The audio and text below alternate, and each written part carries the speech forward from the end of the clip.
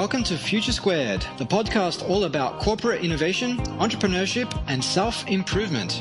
My name is Steve Glaveski, and each week I'll bring you conversations with thought leaders such as Kevin Kelly, Brad Feld, Steve Blank, Gretchen Rubin, Tim Harford, Adam Grant, Tim O'Reilly, Tyler Cowan, and many, many more on topics that will help you gain a distinct advantage, not only in the world of creativity and innovation, but in your entire professional and personal life. Each and every Friday, I'll bring you Fast Fix Friday, some short, high-impact and easily digestible insights to have you finishing your week on a high. Future Squared is powered by Collective Campus, a corporate innovation school, consultancy, and startup accelerator that works with large organizations to help them unlock their people's often latent potential to create more impact for humanity and lead more fulfilling lives. If your organization needs help coming up with ideas, testing and turning those ideas into reality, creating a culture of innovation, or partnering with startups, visit collectivecampus.io. So without further ado, let's get into today's podcast.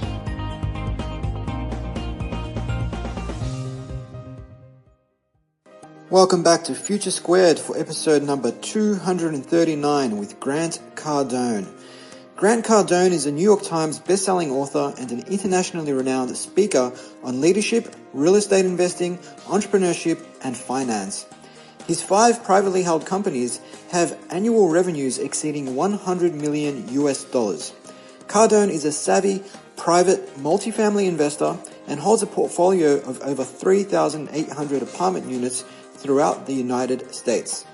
As CEO of the #1 sales training platform in the world, Cardone consults with Fortune 500 companies and customers such as Google, Northwestern Mutual, Morgan Stanley, and more.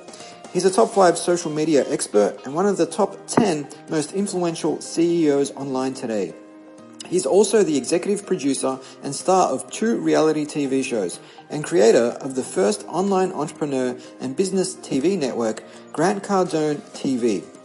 Expect to learn a number of things in this episode, including Grant's early days and the struggles he had to overcome, why 10% better or 10% cheaper isn't enough, what the principles of massive action are that will help you to 10x your business and life, why being adaptable is overrated and what you should strive for instead, why Grant thinks that building wealth is simple, and why so many people miss the point.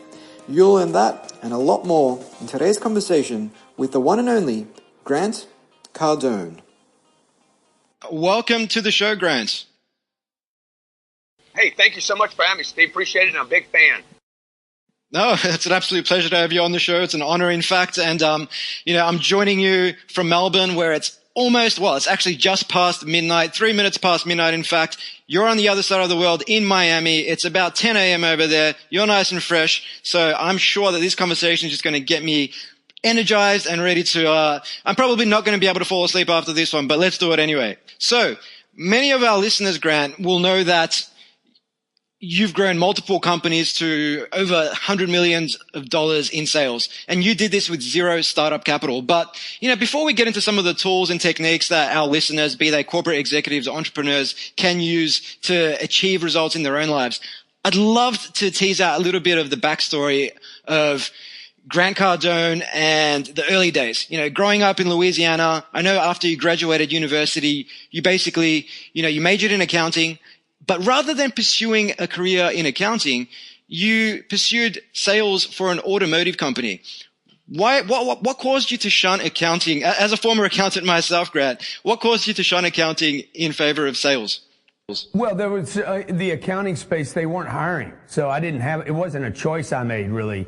It was the economic conditions that I grew up in where I could not get a job if it meant going into the field that I had studied in. And this happens a lot today, too. So today it's not an economic issue. It's the industry was destroyed. So the jobs that kids are studying for today or preparing for today don't exist by the time they get out. And when I got out of college at the age of 23, it took me a little longer to get out. I spent 5 years there. And when I got out, there was 25% unemployment where I live. Wow. You don't want a sales job at 25% unemployment either. So, everything's bad when one out of four people. This is 30 years ago, so at this time, when they reported economic numbers, they were much more legitimate than they are today. And 1 out of 4 people were unemployed where I lived. It was a refinery town. It was a labor town. It was a blue-collar, hardworking, labor-intensive town. There was not entrepreneurship there. I mean, if you were a State Farm agent, that was the top of the hill for the entrepreneur. And so when I got out of college, I couldn't get a job in my space. Don't know that I would have wanted to be in that. Long term, it was a gift. Actually, it was a blessing for me. Was forced into a sales job. My uncle helped me get the job. It's interesting because, in any economy, the companies want salespeople. And so this company hired me. They said they said the guy that hired me actually said, your education, the less you know, the better off you are here, son. You should have come to me 4 or 5 years ago because that college degree is not going to help you here. And I went into sales and I spent I guess that's something. Yeah, I spent 2 years goofing around with it. And then when I finally committed, it launched not just, it didn't just change my life, but it became the trajectory of my entire career. So the very thing I hated was sitting there because I despise sales. I tried it as a part-time kid, during the summers to try to take care of my bills, and absolutely despised and hated the idea of selling, convincing people to do things, calling people back. I felt like I was begging all the time. And so when I committed to it, though, and I became good at it, it actually became, all my businesses now are wrapped around that same concept. Now, there's a lot you've packed into that around, say, firstly, adaptability. It was almost impossible to find a job in accounting. So rather than, cry poor and play the victim mentality and make excuses, you actually sought out other opportunities which opened other doors. I think there's a lot in that, particularly as you alluded to, today's environment with a lot of automation, obviously AI. There's the emerging threat of, say, blockchain, what that will do for traditional industries, even white-collar professions like accounting, legal services, real estate, where you have an intermediary that could potentially be disrupted by the blockchain and everything else.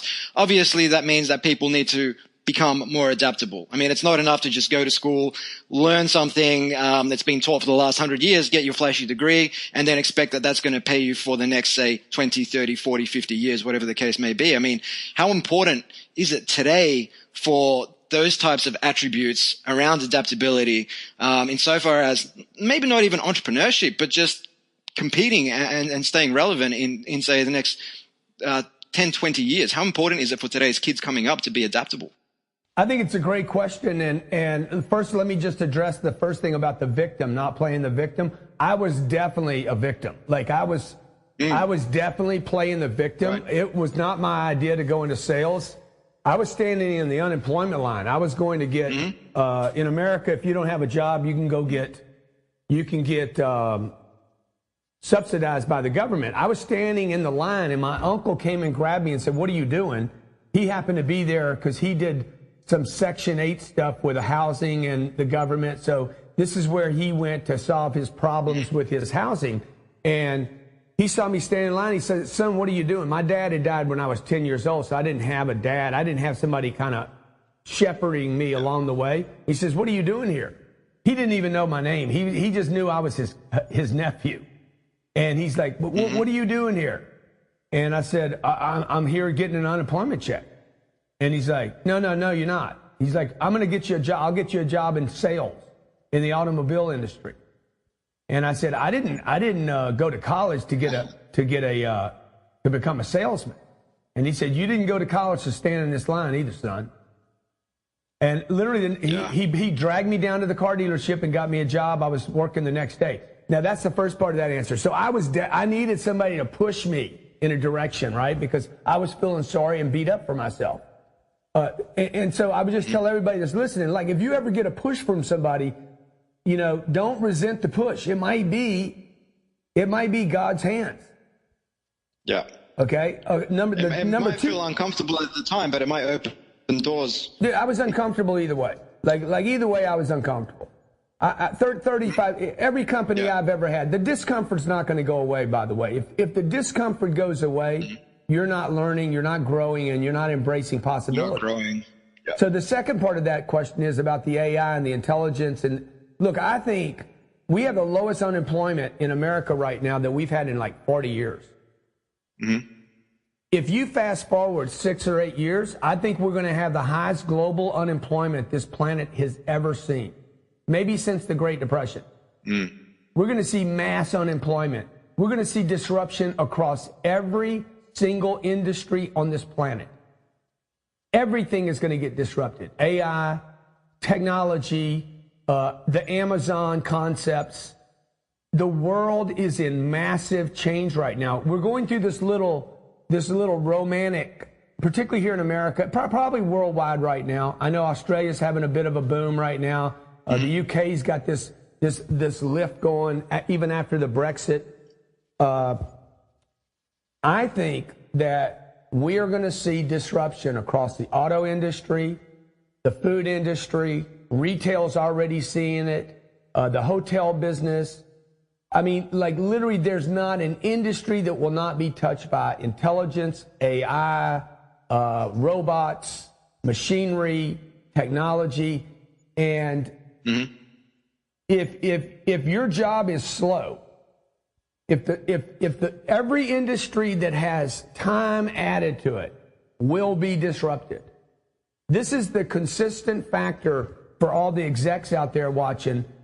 The consistent factor in businesses and industries that are being disrupted is it took too long.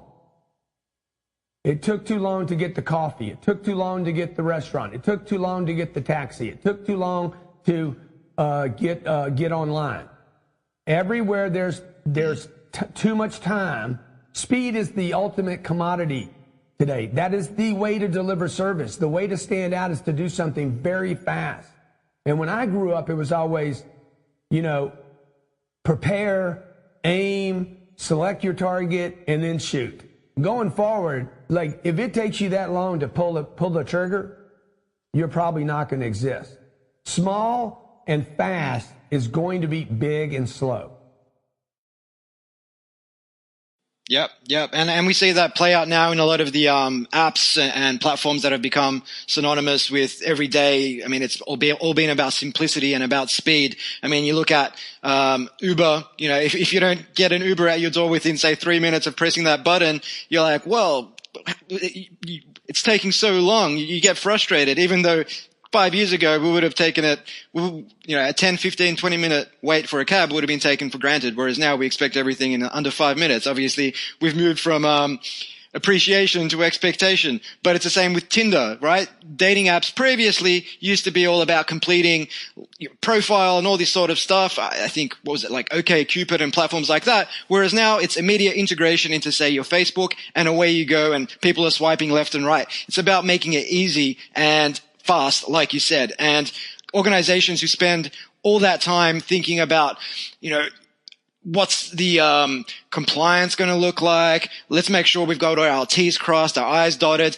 and let's set up a steering committee so we have 10, 15 people around the table, outsource that accountability and everything else. By the time you've actually made a decision and done something about it and acted on that decision, another company is going to come straight in, and they would have made a decision, say, 6 months prior, hypothetically speaking, and they'd already be way out in front. Even if what they put to market in the first place was not that good, they would have learned from the market, iterated, and got into something better. And so today, speed is arguably like you said, the best sort of attribute a company can have over talent. Yeah, totally agree. Yeah, I agree with that. Like anything that's slowing processes down, standing in line for the movie theater, everywhere there's a backup. Okay, people get frustrated. When people are frustrated, they don't spend money, they don't flow. It's almost like energy is being blocked, right? So if I have to stand in line for the restaurant, like when I walk into a restaurant and they have please wait to be seated and the place is empty, I'm like, what is wrong with these people? Why did the sign go up there? It's 12 o'clock. There is no one in the restaurant. And there's a sign. Somebody spent money to put a sign up that says, please wait for the hostess. I'm standing there waiting in an empty restaurant. Nobody's there. What is the problem here? And then she comes in and says, just pick any table you want. I'm like, what happened here? What happened was they had a problem with people sitting anywhere. They tried to solve a problem for the waitress, not the customer. They added a sign and they pissed me off.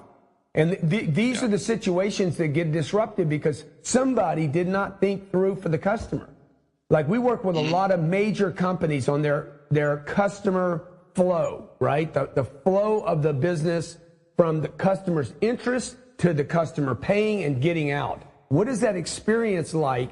And the person to keep in mind is the customer, then the employee, and then the company's profits. It's not the company first. It's the customer first. So anywhere there's a block flow or there's dispersion in flows, money won't get to the register.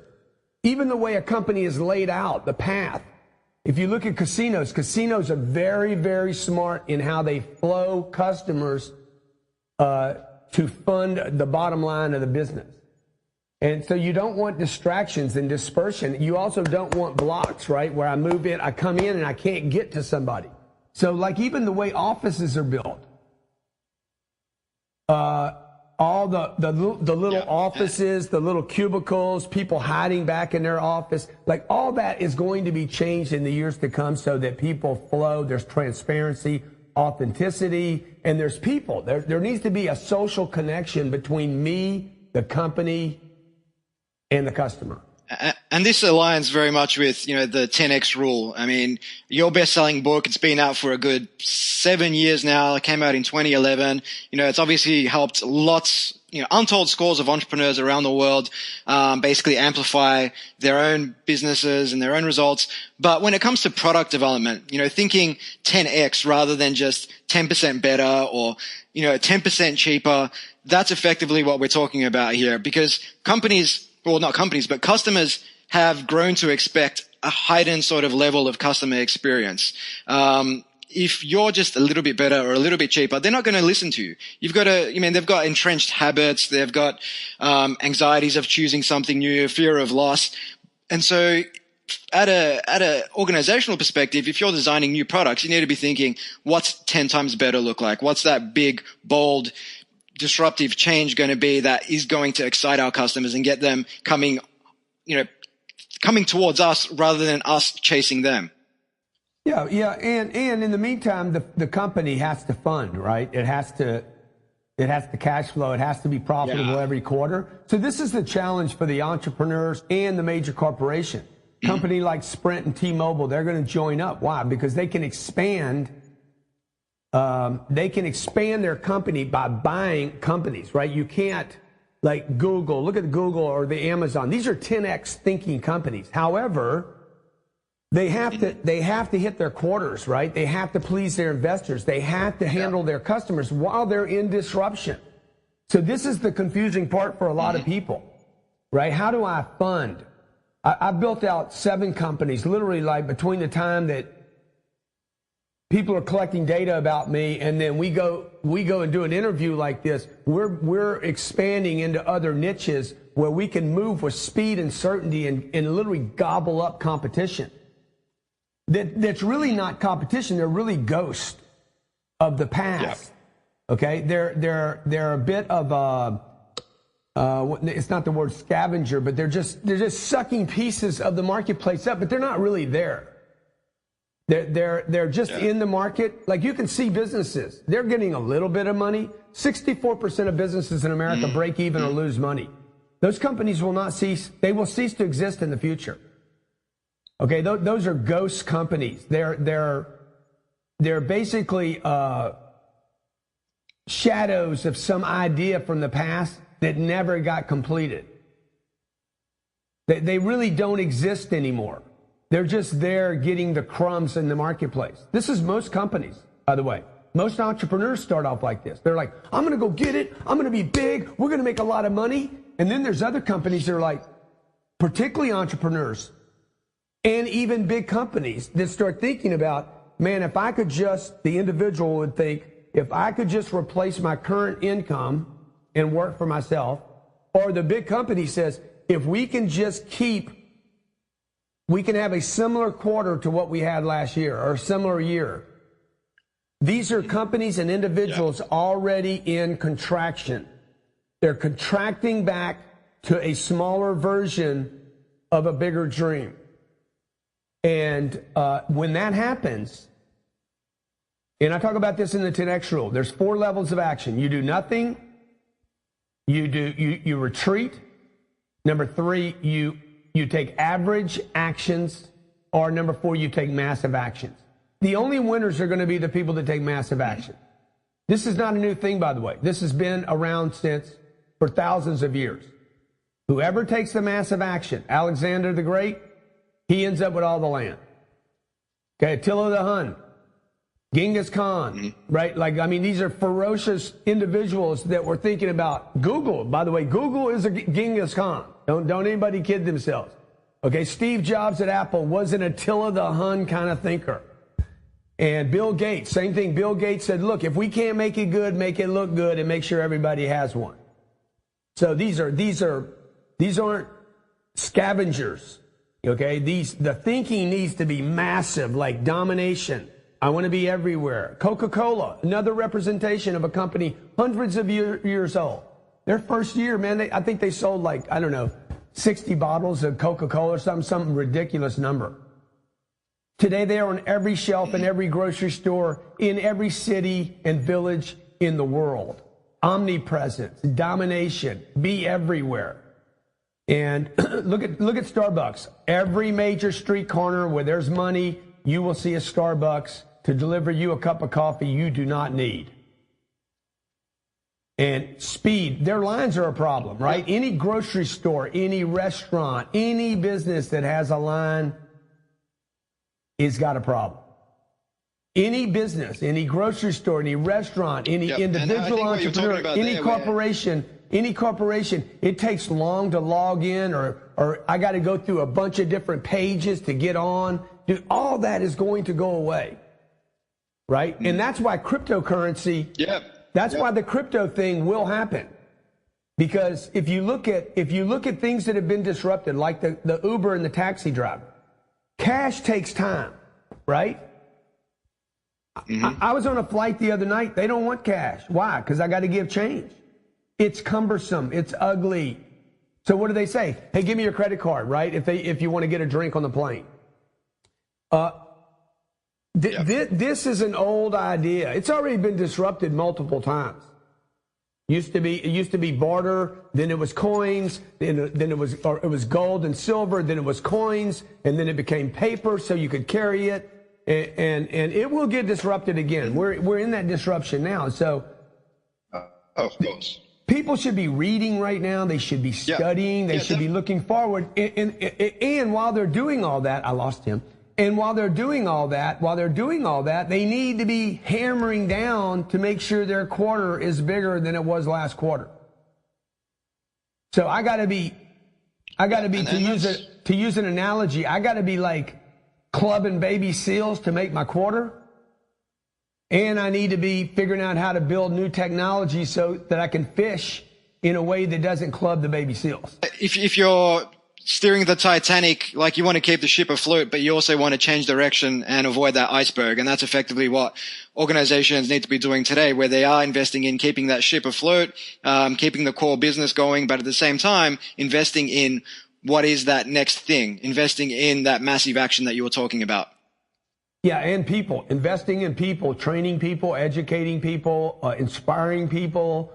You know, look, change is good for the company, right? Because change is good for people.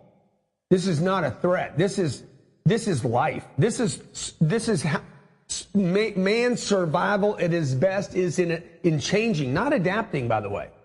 I don't want to adapt. I want to get ahead of the curve. I don't want to adapt. By the time you're adapting, something already happened.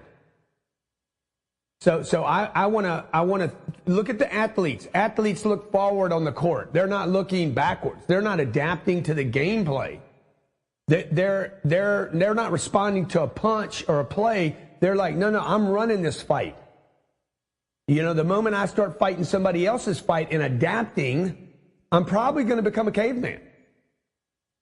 You know, so the dinosaur didn't adapt well enough. He couldn't move fast enough for whatever happened. They're effectively anticipating what's going to happen next, just like that whole, yeah.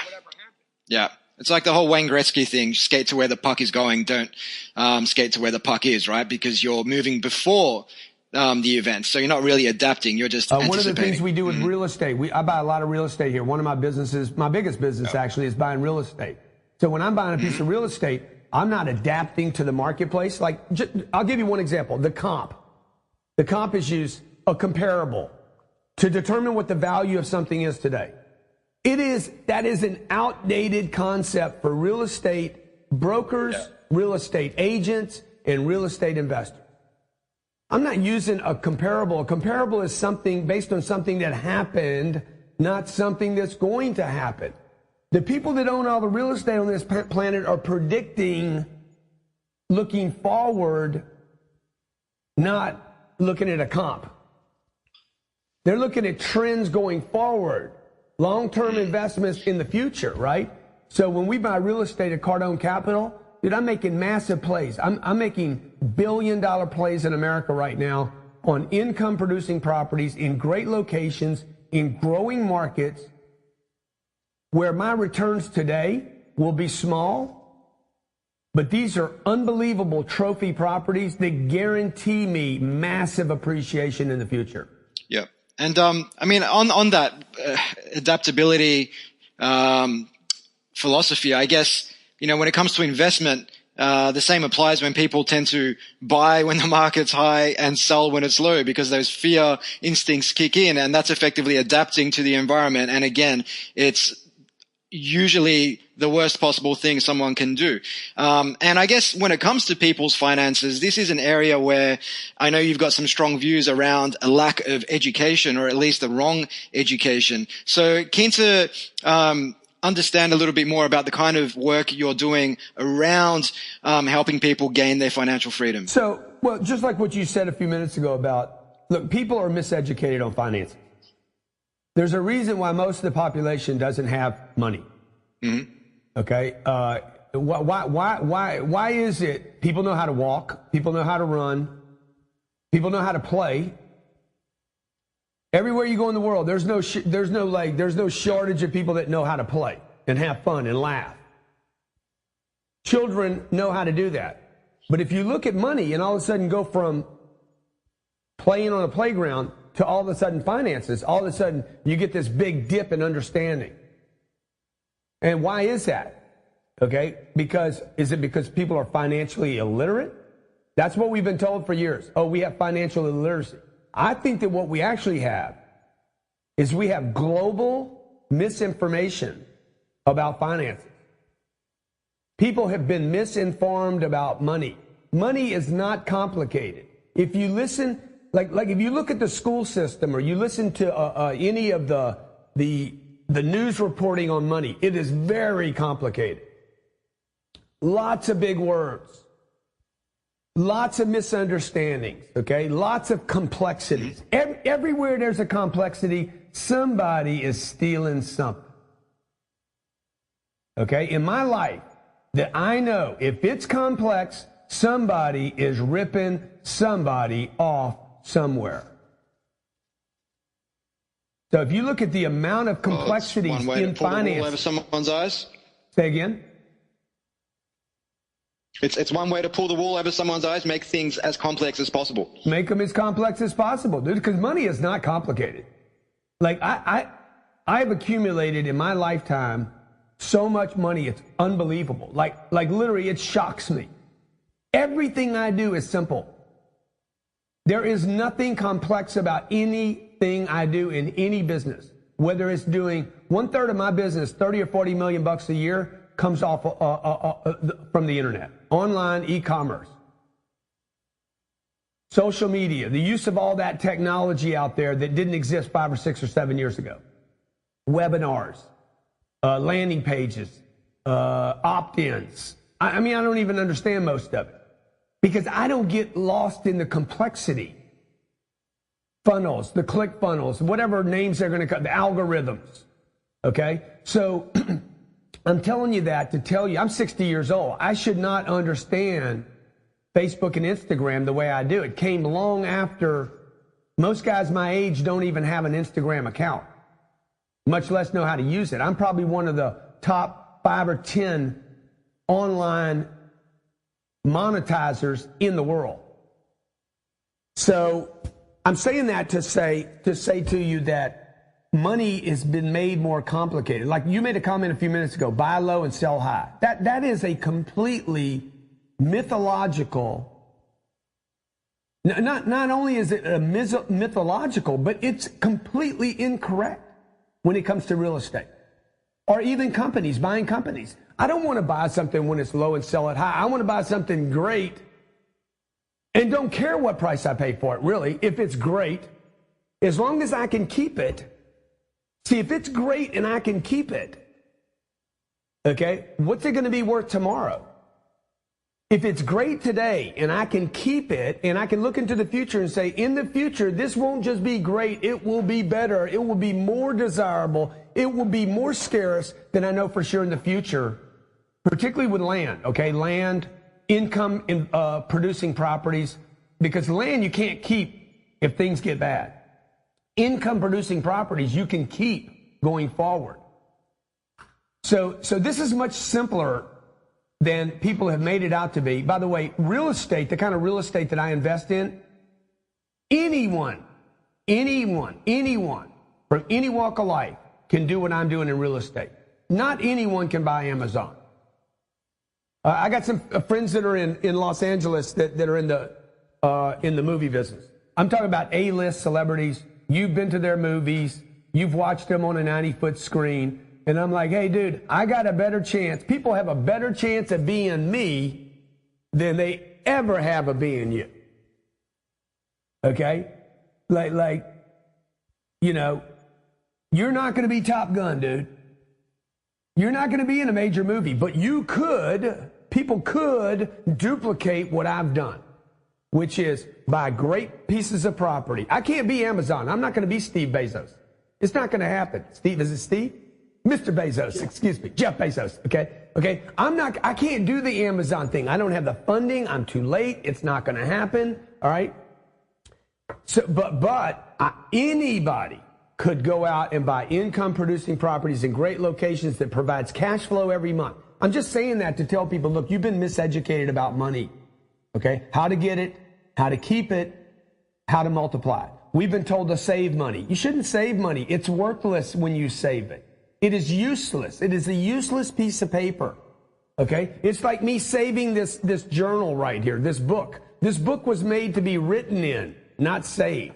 Or I would save sticky notes. You don't want to save this. You want to use it, okay? I want to use money so that I can multiply the money. So the idea of saving money, the retirement, the KEO, the 401k, invest a little bit, start when you're young, all that is garbage. Buying a house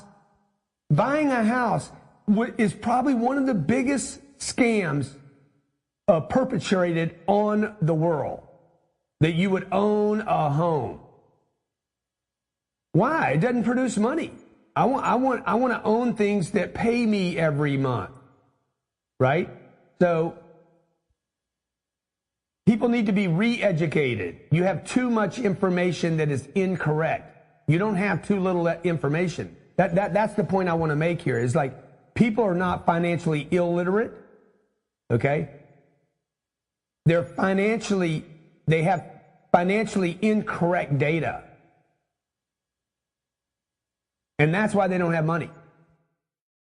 Yeah, and we see that in Australia as well. I mean, there's a whole, the great Australian dream, own your own home. But for a lot of people, they're much better off taking out a loan, buying a property, positively gearing it in some cases, having the rents pay the interest effectively, and then over time drawing on that equity to buy another property and then another property. Whereas if they spend, say, the next 20 or 30 years to just pay off that one solitary property, then there's only so much capital gain they'll reap from that, rather than reinvesting in through the equity over time. But that just doesn't seem to be the general consensus that's been that just doesn't seem to be the education that people have received. Look, it's just the houses were built for banks. Mm-hmm. Okay, the economies that exist on the planet exist for companies, not individuals. So, why do we have Christmas and Easter and all that? All those were holidays. I know they all seem to celebrate some special moment, but the reality is these are not, like, people are not celebrating Christmas for the right reasons. They get a week off or 4 days off or whatever, and they spend their money. These have become economic stimulators. So when people take time off, they spend money. Well, that's exactly right. Whether it's Christmas, they all, Easter, Valentine's Day, the list goes on. Look at Easter. I went all year long without wanting a marshmallow egg. And then all of a sudden I get this craving every March. Oh God, I got to get some marshmallow eggs. Yeah. And I end up, chocolate bunnies. Who needs a chocolate bunny, man? Okay, so I end up spending money on a chocolate bunny when I didn't want one all year long, okay, because you get this holiday. So I'm just telling people, number one about money, you got to learn how to get it. You don't have to make it. Listen to how many people say, I got to make some money this weekend. I need to make some money. I got to make some money. Okay? I want to make some money. Dude, you don't have to make money. Money's already made.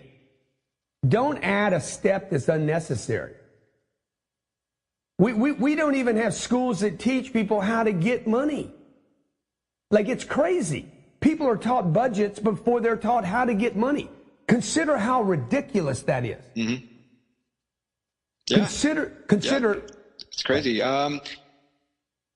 Consider this just for a second. Consider that I would spend 17 years going to school, and I would know at the end of those 17 years, particularly the last 5 that I paid for, I would know more about how to build a budget than I would how to get money. What's more important, how to get the money or how to manage it? So I'm like, what is wrong here? We have teachers. Yeah, exactly. We have teachers teaching me the definition of budget, which is how to manage money, and not learn how to create income that would even support the budget. Yeah. It's the same when it comes to business education in, say, secondary schools and even a lot of universities, where the business education that young adults receive is usually focused on managing a business, but not necessarily creating a business from the ground up and trying to find product market fit for a new idea. How do you find your customers? How do you understand what their needs are? It's always, 90% of the time, it's about managing that business. And that lends itself to operating in an established company rather than creating something from the ground up. Yeah, even look, when we work with big companies and we go in and talk to them about customer satisfaction, and there's this years of interest in customer satisfaction. And I'm like, well, but what are you guys actually talking about? Oh, we want our customer to be happy. No, you want a customer first. See, again, this goes back to the income or the budget. Mm-hmm. Is it the chicken or the egg, dude? We never talk about customer satisfaction here. I don't have any bad ratings. We have very, very low returns. I have a guy in the chargeback industry. He's like, dude, your returns are like 100th of the average company. What are you doing to keep your customer happy? We never talk about it. We never talk about customer satisfaction. We talk about customer acquisition, and we talk about customer penetration. We want the customer owning all of our products, not one of them. The more products a customer owns, the happier they are from one company. I become permeated with the products of a company. I become invested in that company. I have so many of the Apple products now, I can't get off of them. See, we talk about customer acquisition here. I want to acquire a customer. Then I want to permeate that customer's household with all my products. I want to make sure they have everything. So when somebody comes here from, Melbourne, and they come in and they fly over and they come see our offices in Miami, and they say, hey, can Grant come out and take a picture? When I come out, I introduce myself. Hey, which of my products do you own? That's my opening line. Hey, good to have you. Appreciate you coming. What of my products do you own? Well, I own a couple of your books. Good. Let's get him all our books. Mm-hmm. Okay? Because I know the way to make a great customer is to permeate their environment with my products. It's not to try to make him happy. Yeah. I'm not trying to make people happy. Okay? If you have a great product and a great service and you have a great company, the goal is not to make the customer happy. The goal is to make sure the customer has your products and services. Because the product and service should make the customer happy or better or faster or stronger or whatever the case is.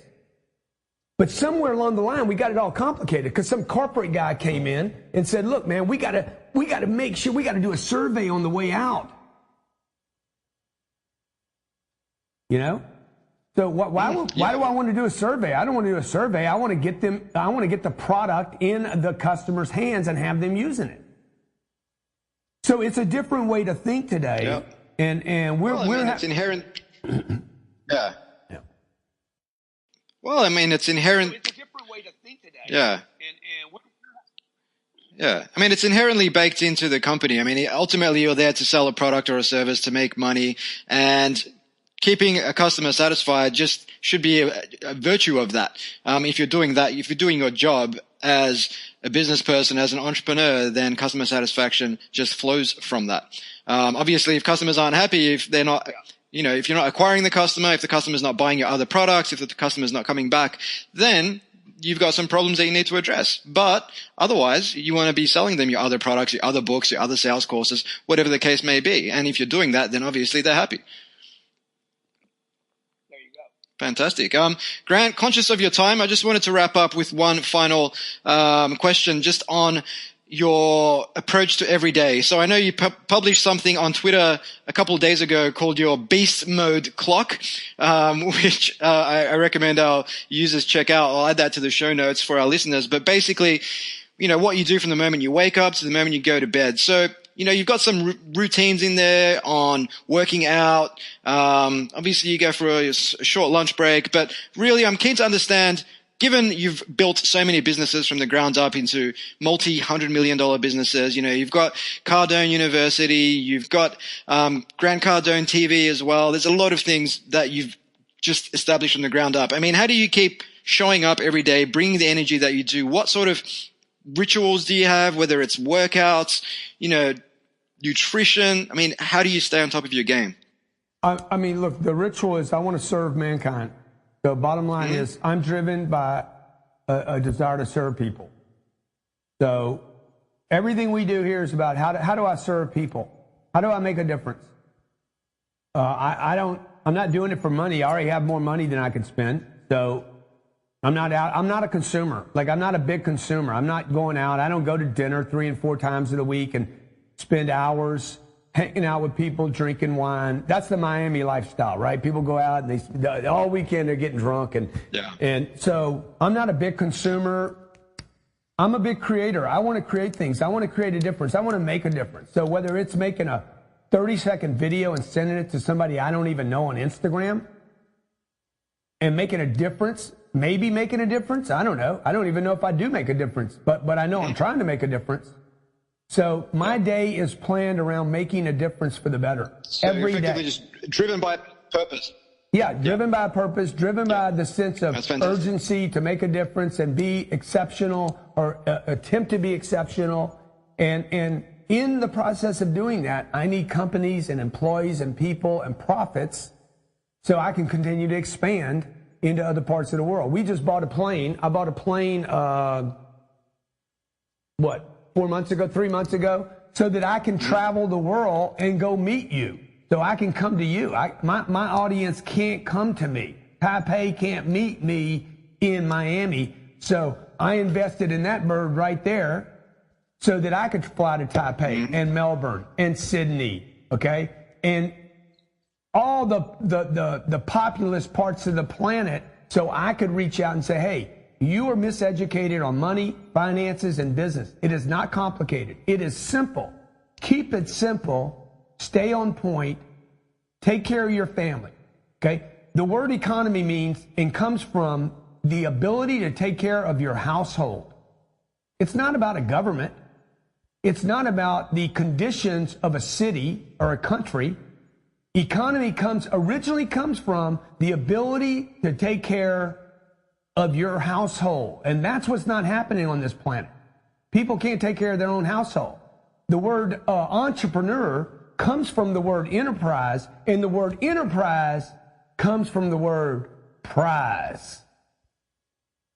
Prize. Who wins the prize? And see, entrepreneurship and enterprise have all been complicated to be all these big words. They're not. Where's the prize? How do I take care of my household? How do I create an economy?